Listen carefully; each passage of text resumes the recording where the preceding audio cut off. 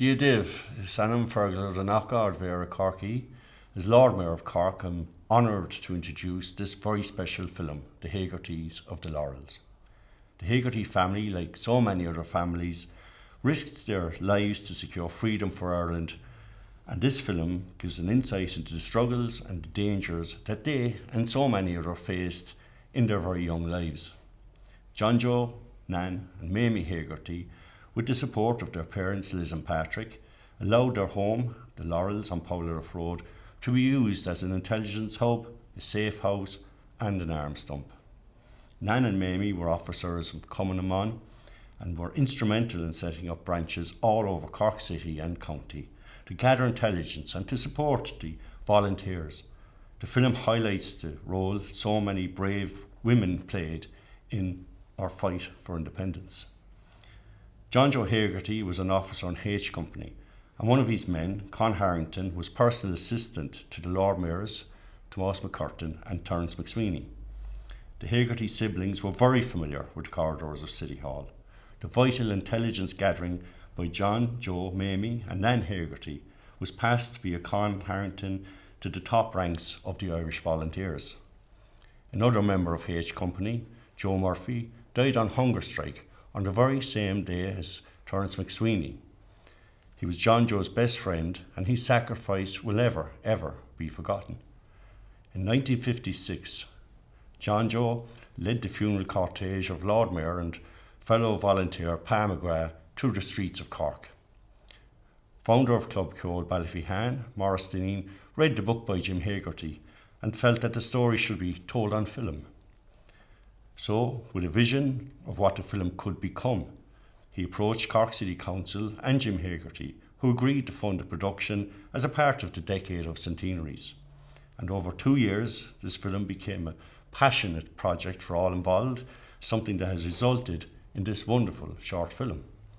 John Joe's great-granddaughter, Abigail, plays her great-grandaunt Nan in the lead role, with members of the Hegarty, Fennell and Ford families taking on roles, which makes this film extra special and a wonderful record of how one family risked absolutely everything so that we can enjoy the hard-earned freedom today. The year 1919 saw the beginning of the War of Independence in Ireland.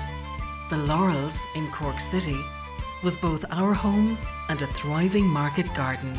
When my sister Mamie and I joined Cumann and our brother John Joe joined the Irish Republican Army, the Laurels became a safe house, landmine factory, arms and ammunition dump, and a base for intelligence gathering. My name is Nan Hegarty, and this is the story of the Hegartys of the Laurels and our fight for Irish freedom. Open up! Royal Irish Constabulary! Nan, quick! Take the guns out to the pigsty with the rest of the arms. Davy, lie down in the celery patch outside and do not move until we give you a signal. Do you know where it is? Maybe we planted half that garden. Of course I know where the celery is. Well, go on then.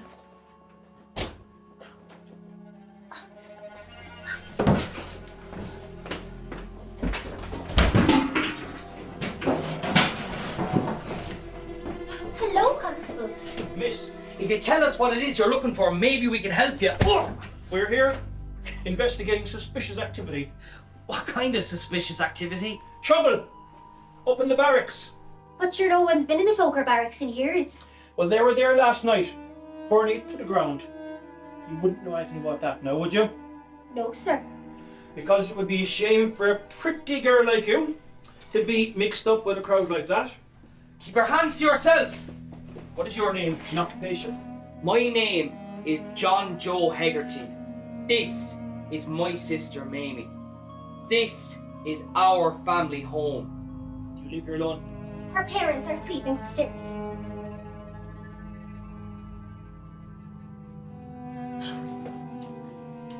Is there anyone else in the house at the moment? Yes, our youngest sister, Nan. Can you explain what you were doing out there? I'd say And why is that? I can't believe it. You were smoking. She was smoking. I was not. Yes, you were. I can smell it on you. Were you reading, Nan? See, it is true. Oh, how could you, Nan? Who gave them to you? No one. So you stole them. I wasn't smoking. What does Mom always Miss? say? What does Mom always say? Sure I know. Ah, you do. She says, if you ever put a cigarette near your lips. If you ever put a cigarette near your lips, I'll smack them off your pretty face. Mummy. I wasn't smoking. Don't lie, Johanna. I wouldn't dream of it. Well, I was dreaming in my bed soundly until all of this commotion. Frankly, Johanna, I'm disappointed. Ah, Mummy. Really? Well, I think we'll be off now. Sorry for disturbing you, missus.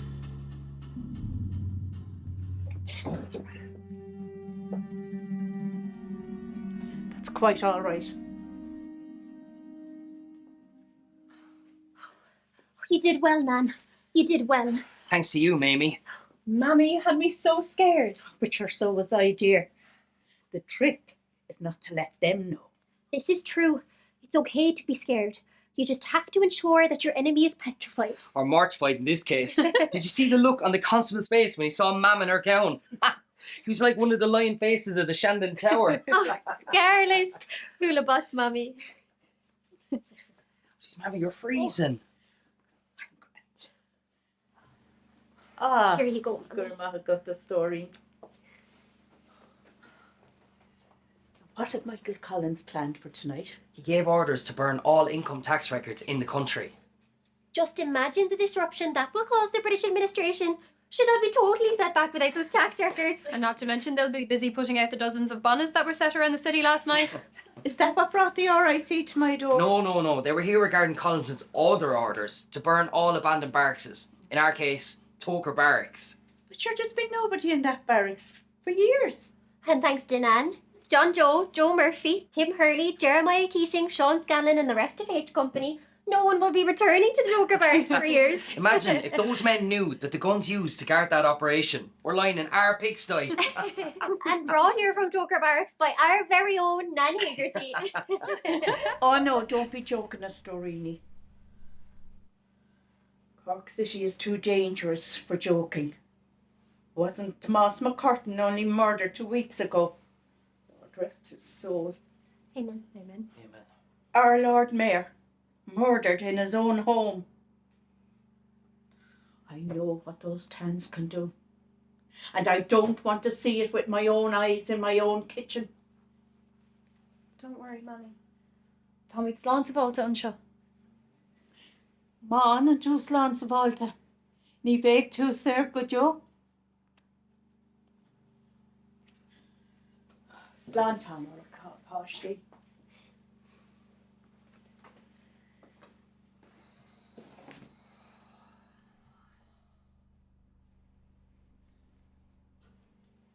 Do you believe that to be true?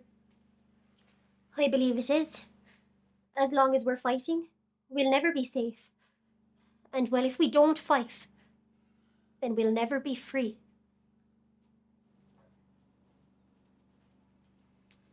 So we fight on. We fight on. Mamie, what happened to your hand? Oh, it's nothing. I just cut myself off of Davy's teacup.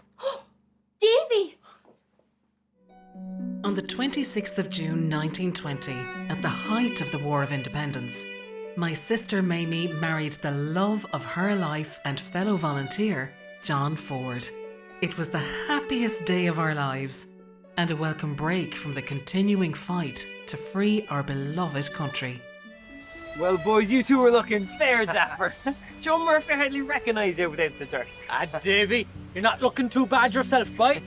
Come here. Are the sentries in place? No fair play to that Maud Mitchell. I spotted at least 5 Common Maud members on my walk up here from the lock. She has them well placed. Indeed, she's a fine woman. And the volunteers? Well, you're looking at 2 of them right here. 3 of us will do so. Are you mad? There's volunteers stationed all around the parish. You go in there now, John Joe. Maud Mitchell is every man and woman on high alert around this church to protect your family and to make sure it all runs smoothly. There's no need to worry, John Joe. There's always need for worry, man. Sorry, JJ. You go on in there and we'll have it sorted for you. No, in with ya.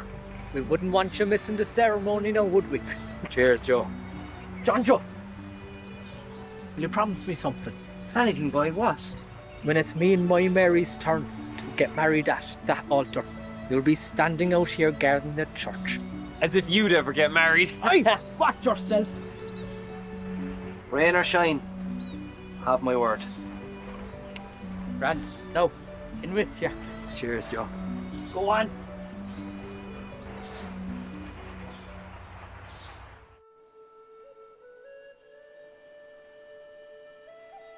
Beautiful.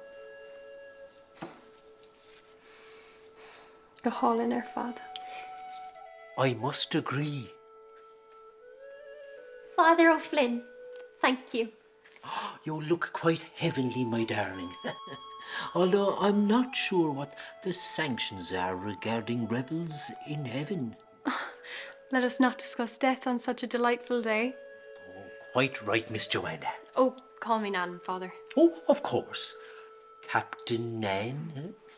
Is John ready, Father? Not quite yet. Is he well? Oh, he's quite well. Isn't he marrying the glorious Mamie Hegarty, President of Common Amman? Imagine the first military wedding. You're going to inspire the nation, Mamie. Gosh, I mean, with all the new branches of the Common Amman in Ballygarvin, Ballycotton, Lehna, you've already inspired half of Cork. Thank you again, Father, for your suggestion to wear the traditional dress. Oh, of course.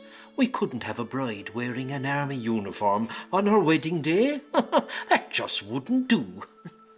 This day will be remembered. You, Father O'Flynn, will be remembered.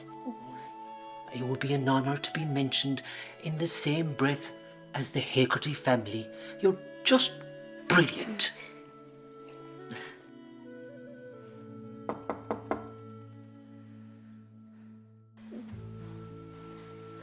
Is he ready?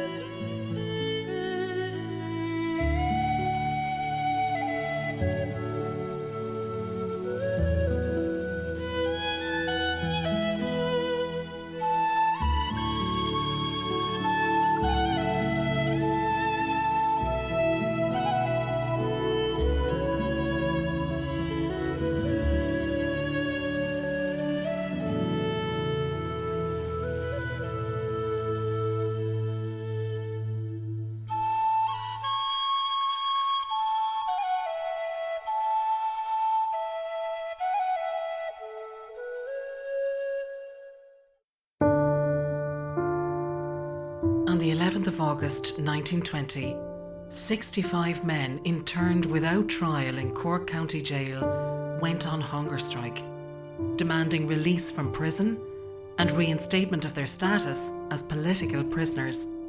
They were joined the following day by the Lord Mayor of Cork, Terence McSweeney. A week into the hunger strike, McSweeney was deported to prison in England. We all felt helpless when it came to supporting these brave men as they suffered.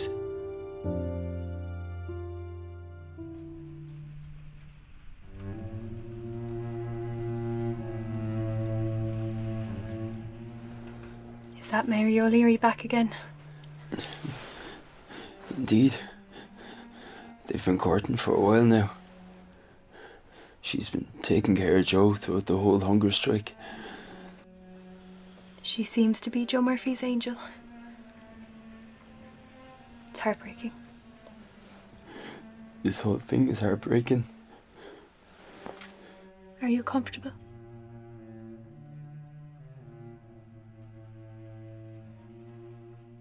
I won't be here tomorrow now, Michael, but Maud and Mamie will be back, okay?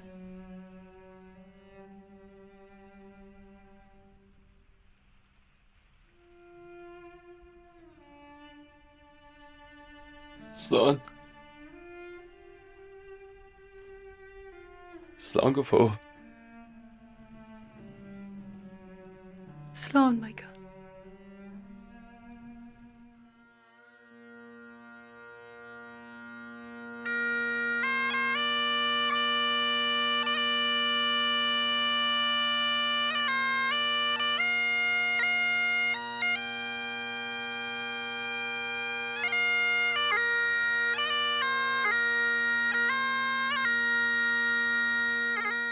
In October 1920, The hunger strike claimed the lives of two very dear friends, Michael Fitzgerald and Joe Murphy. Joe Murphy, one of the sweetest people you could meet, died on the same day as Terence McSweeney. This was a severe blow to us all. A heartbroken John Joe collected Joe's body from the jail and organised the funeral. It was as if we had lost a family member. It still stands as one of the darkest moments in our fight for freedom.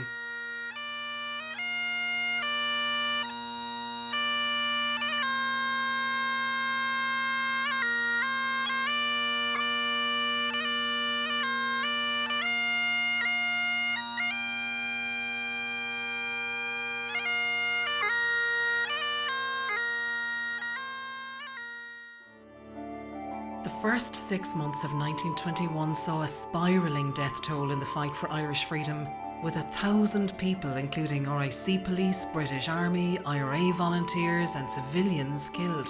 We continued to fight. And on the 11th of July 1921, the War of Independence in Ireland ended with a truce.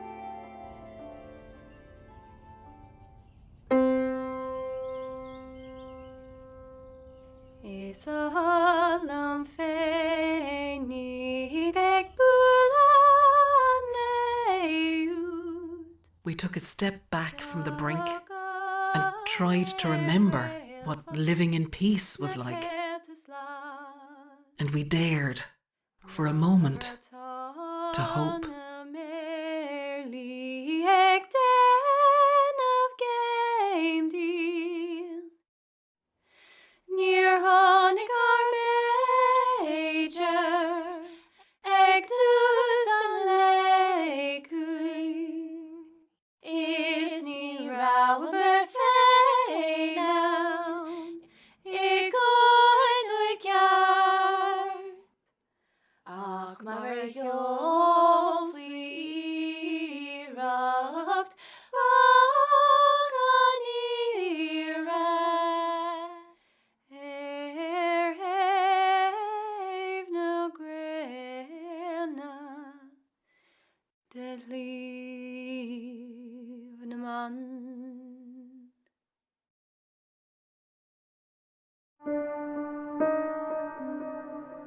The truce led to peace talks in London, and the peace talks led to that damned treaty.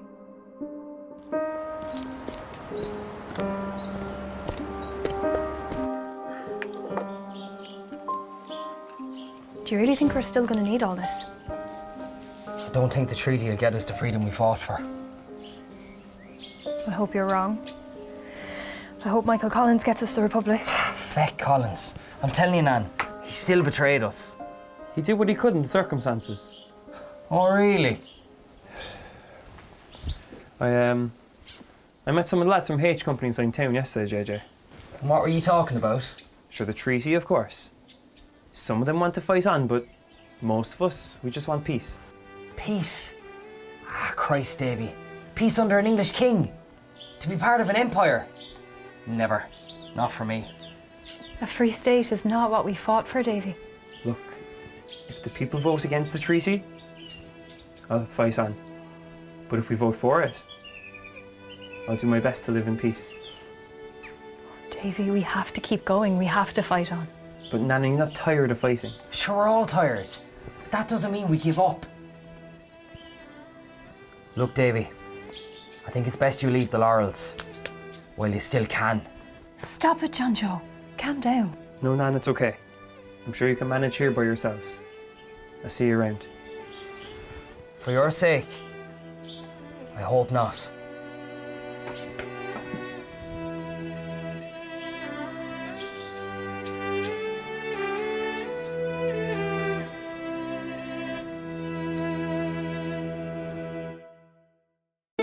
By early 1922, there was no doubt we were heading for civil war. During the War of Independence, Mamie and her husband John Ford used their work as undertakers in Cove as cover to smuggle guns taken from the embalmed bodies of US soldiers killed in World War I. At the end of March 1922, Sean O'Hegarty, the then anti-treaty commanding officer in Cork, approached Mamie with a plan to get a much larger store of guns and ammunition for the coming fight. So, Hall Boland military base is being decommissioned, Yes, and all the guns and ammunition are being shipped over to the UK. well, that's the plan. Plan? They can be changed pretty easily. Mamie, yourself and John now will need to gather more information. Being the official undertakers, you can get in and out of Queenstown and the barracks without any suspicion. Oh, that's no problem, Sean. I'll tell John as soon as I get home. Have you got a map of the harbour? We should do.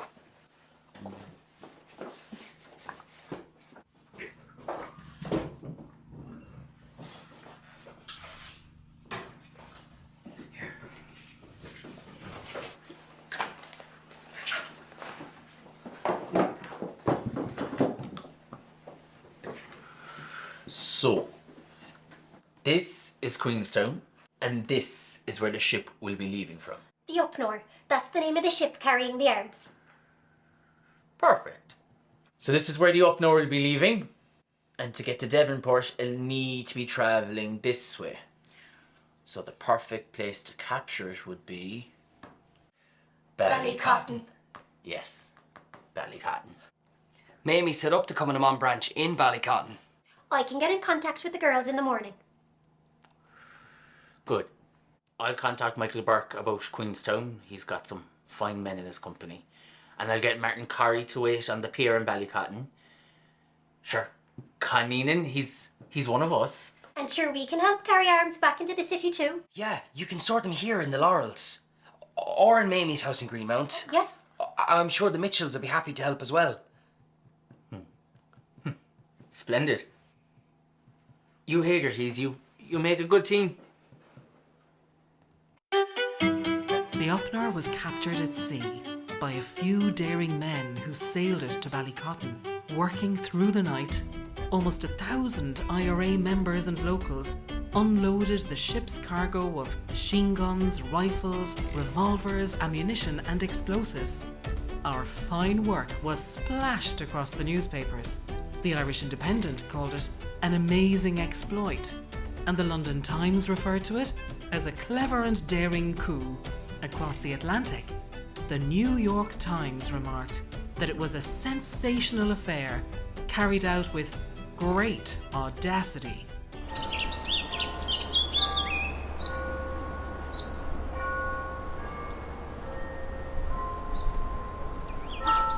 James Leahy, fancy seeing you here. G'day good, man. Welcome back to Tipperary. How was your journey? Quite satisfactory. The Sarsfield family allowed me to ride in their carriage again, so I travelled discreetly. Tá lad, please, thank the Sarsfields for me. Their support is much appreciated. I will, of course. How's Dan Breen? He's doing well. He married Breed Nolan last summer. Spent the last few months in America. He's recently returned to Ireland. And he's rejecting the treaty. The minute that treaty was signed, all the blood shed, lives lost. The hard work done to establish a republic in 1916, all lost. I believe there's a civil war coming then. And here are the arms you'll need to fight that war. I put some celery in there too. We had a bumper crop this year. Makes a smashing soup. Germagot. Are you fighting any brothers or sisters in this war? Well, John, Joe and Mamie are anti-treaty, like myself, but there is one man who's the closest thing to a brother.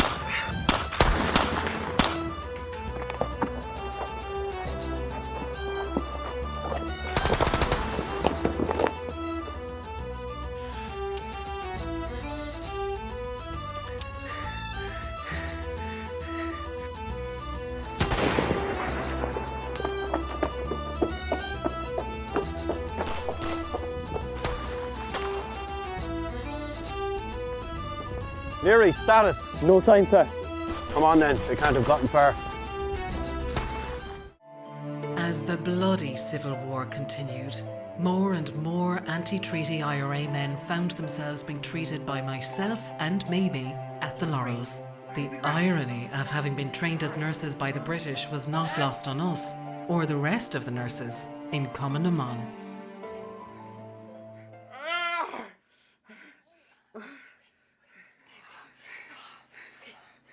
How'd you know about this? Miss Elwood taught us all in the Lehna branch. Now go get the poutine, John Joe. Sure, I don't have any poutine. I know you do. Now give it up. What's your own name, sir? Well, I'm Nan. I'm John Joe's sister. I'm going to take care of you. Cheers.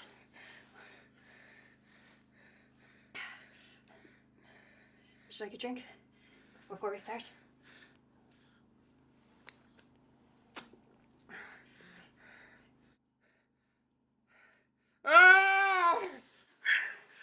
Welcome to the Laurels.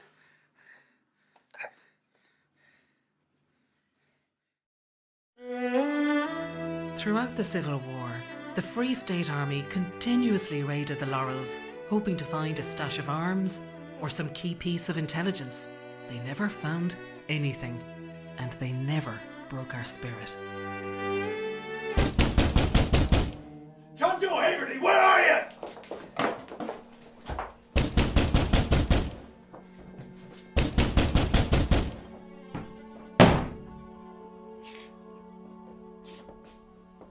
John Joe Hegarty, where are you?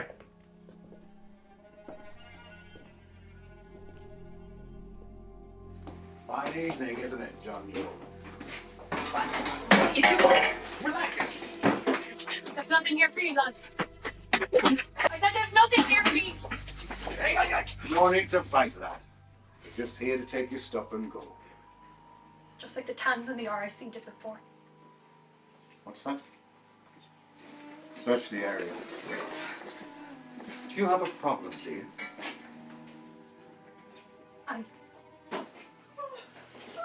Mommy! Mrs. Hegarty, where are the weapons hidden? Where are they? Oh, she's a fighter, this one. Will you tell me where they are? You bastard! Sir, there's a motorcycle parked out in the yard. Could be used for arms and intelligence.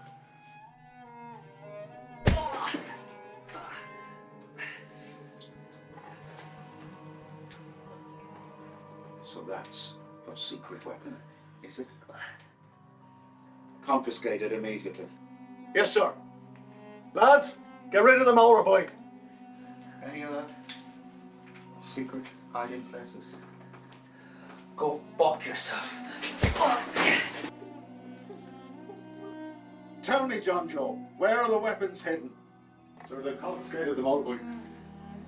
Very well.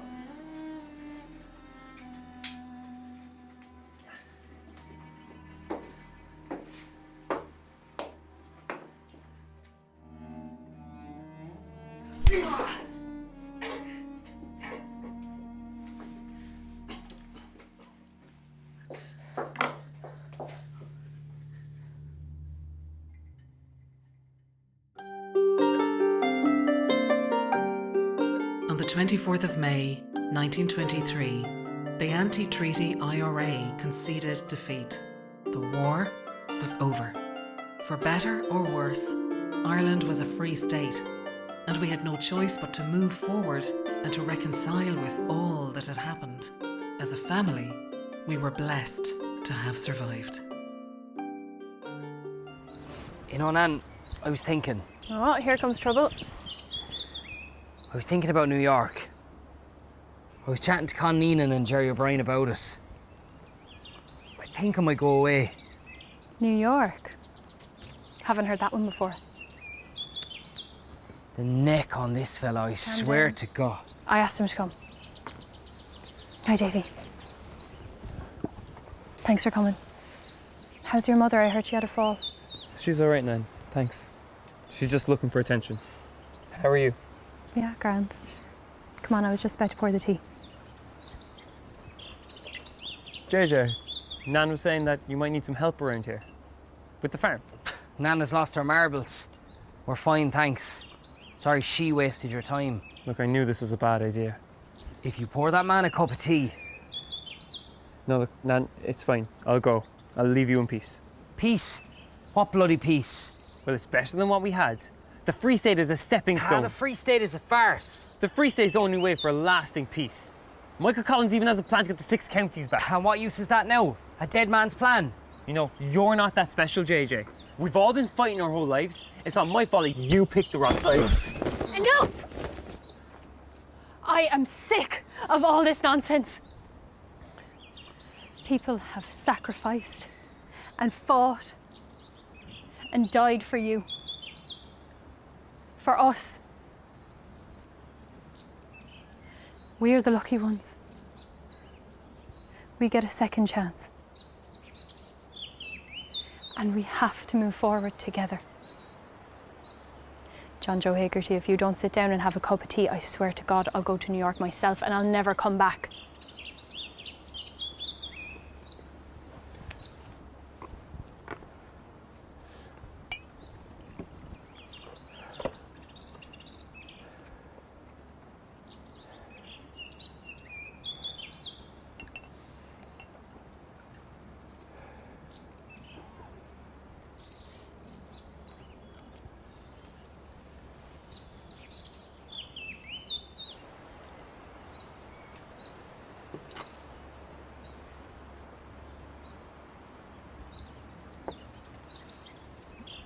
So what's all this about New York then? Himself is off. His grand plans to make it big in America. Is that true, JJ? Are you really leaving us? Yeah, I was thinking about it. I need a change. Nan could do with some help on the farm. Would you be interested?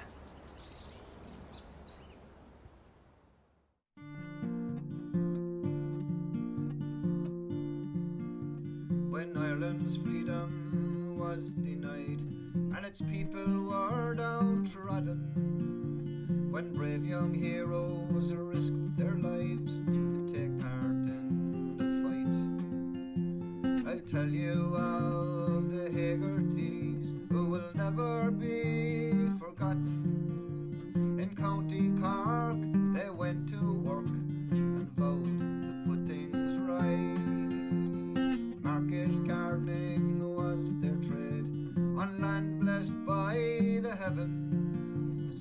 To their door, be they rich or poor, the citizens were fed. John Joe worked harvesting crops where also stored the weapons, potatoes, bronze and tin can bombs alongside the planting beds. They joined the fight against the might of tyrants, Tans and Tommies. They went to war with those next door and beat them black and blue. They saw the call of old John Bull, the nation without morals. Now show your class and raise your glass